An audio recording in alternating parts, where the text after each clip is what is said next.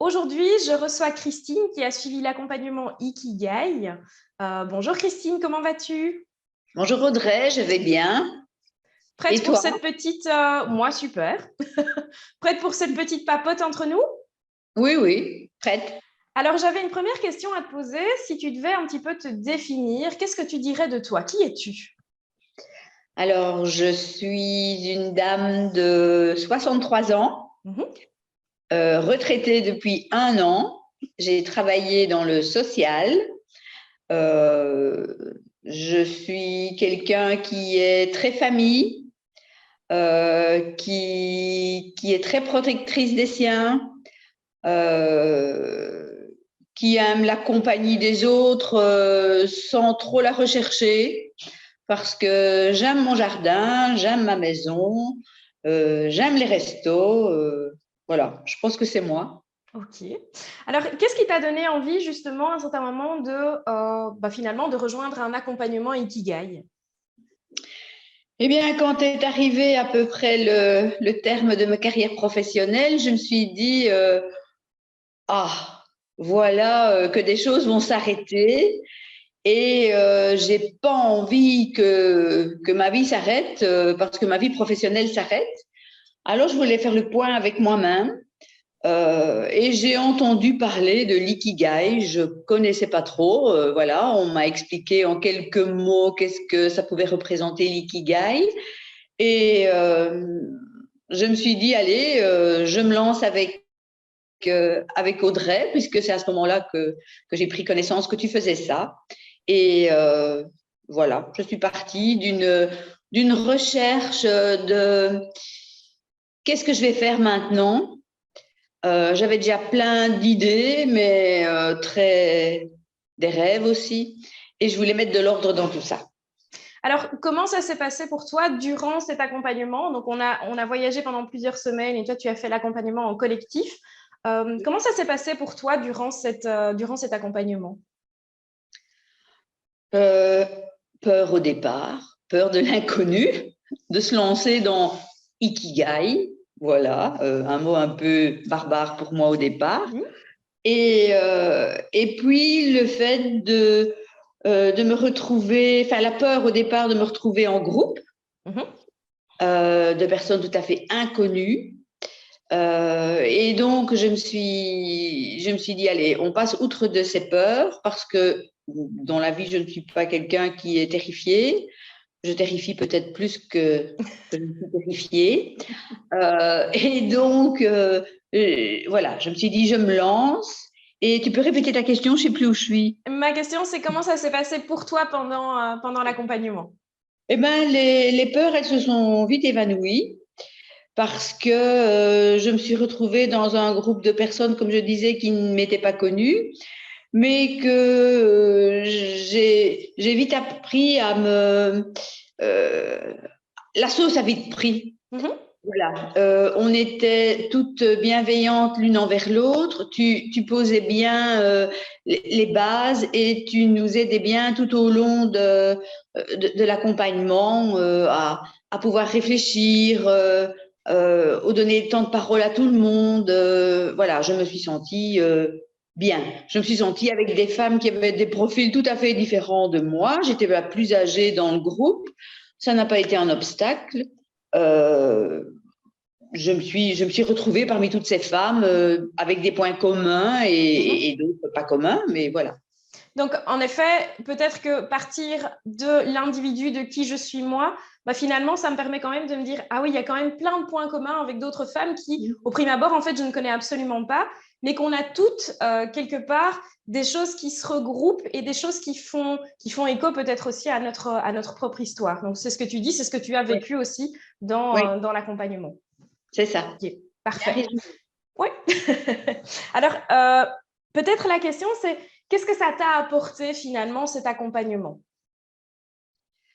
D'abord, un apaisement. Hmm.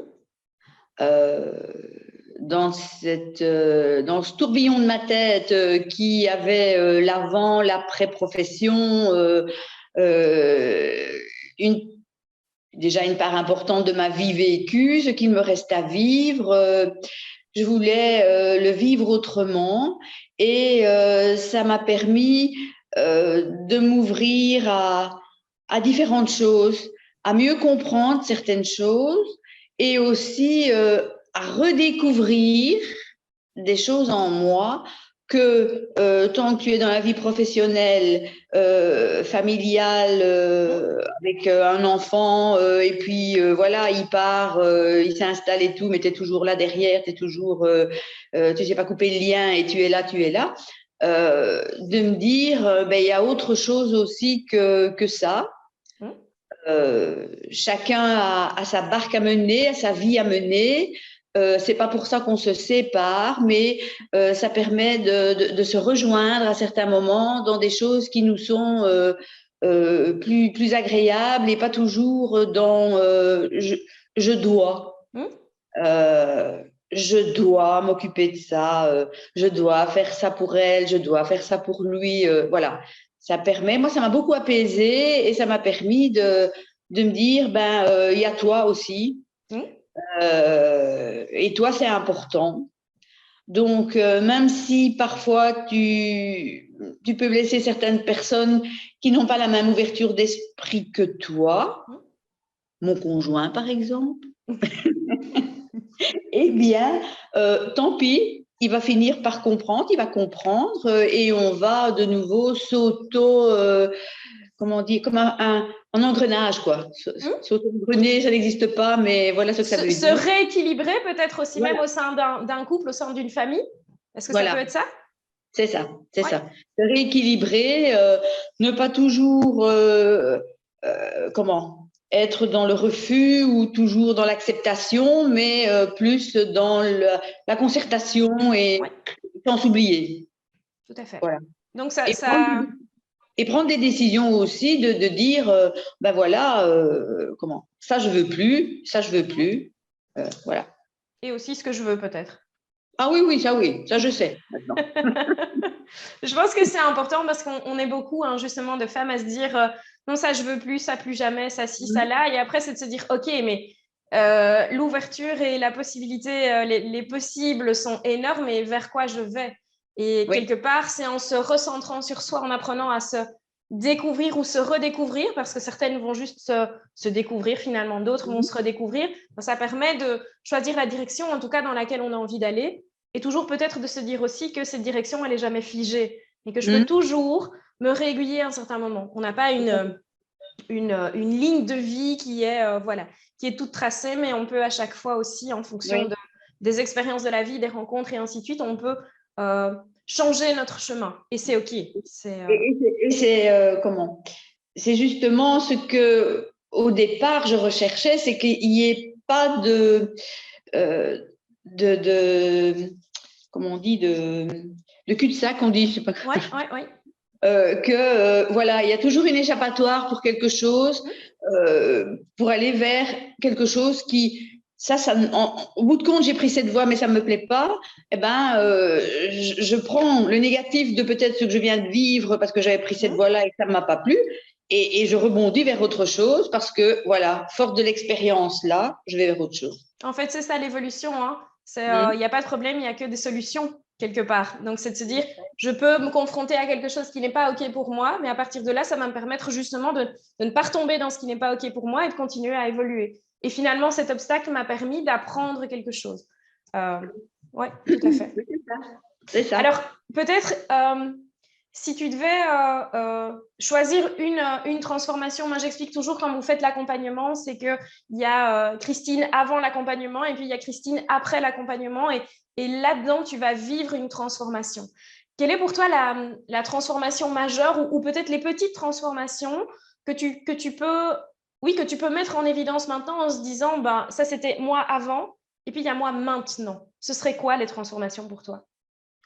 Une grande transformation, c'est l'apaisement. C'est-à-dire que j'en ai eu marre de courir. Et maintenant, ce que je fais, je le fais à mon rythme. Même si parfois c'est un rythme rapide, c'est mon rythme, c'est celui que j'ai choisi à ce moment-là. Mais même à des petites choses du quotidien.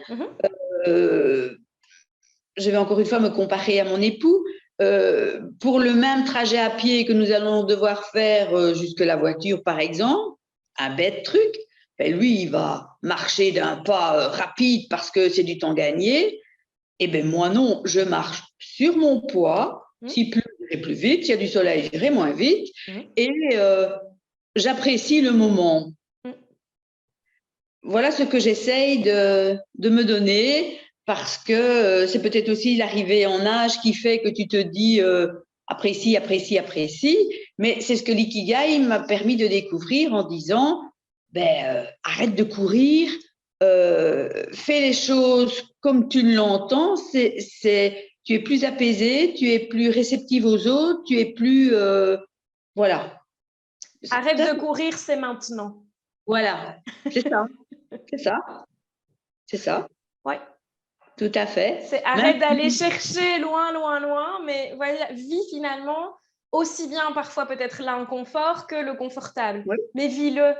Oui. Ici, je suis dans des trucs basiques, mais par exemple, encore quelque chose qu'il n'y a pas beaucoup de femmes qui aiment faire, c'est si je dois nettoyer, si je dois repasser. Avant, même au début de la retraite, je me mettais un timing. Et maintenant, je me dis, oui, je nettoie, je sais que j'ai ma journée pour nettoyer, je vais le faire, non pas en me stressant d'aller vite au cas où il y aura encore quelque chose qui arriverait. Non, je nettoie, je nettoie. Et si je dois arrêter à un certain moment parce que j'aurai une urgence autre, j'arrêterai, j'irai vers mon autre urgence. Voilà, je m'adapterai, mais je ne veux plus être dans la course folle. Je vis le moment. Voilà. Parfait. Je pense que c'est une bonne leçon.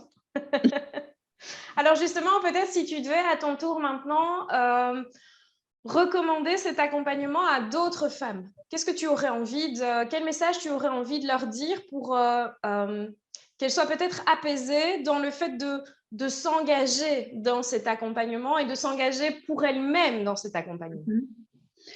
Je vais dire que n'ayez pas de crainte. Si, vous avez le droit d'avoir des craintes au départ.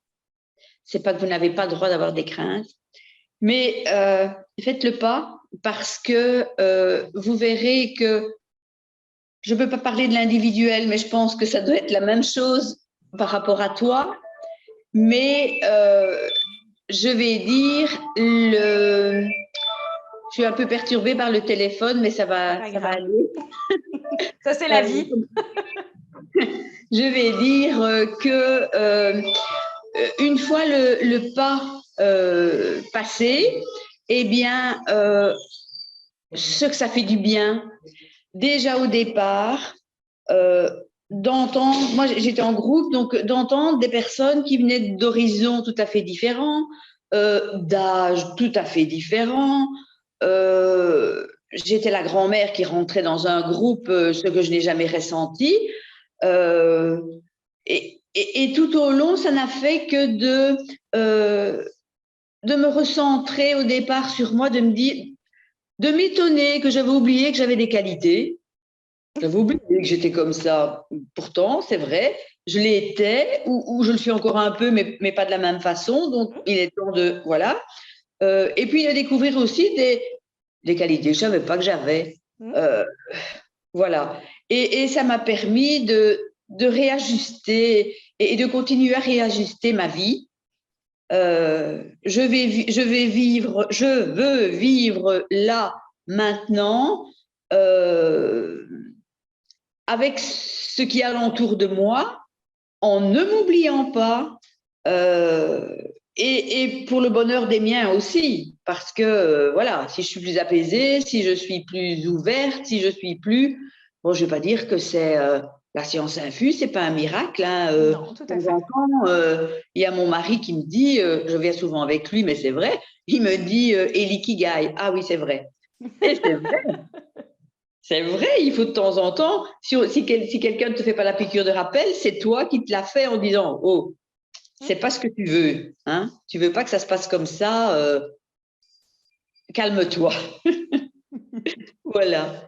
Eh bien, un tout grand merci pour ce partage. Vraiment, il y a même une mouche qui nous accompagne. Oui, je vois. Un tout grand merci vraiment pour ce partage. Et puis, belle continuation dans l'Ikigai alors.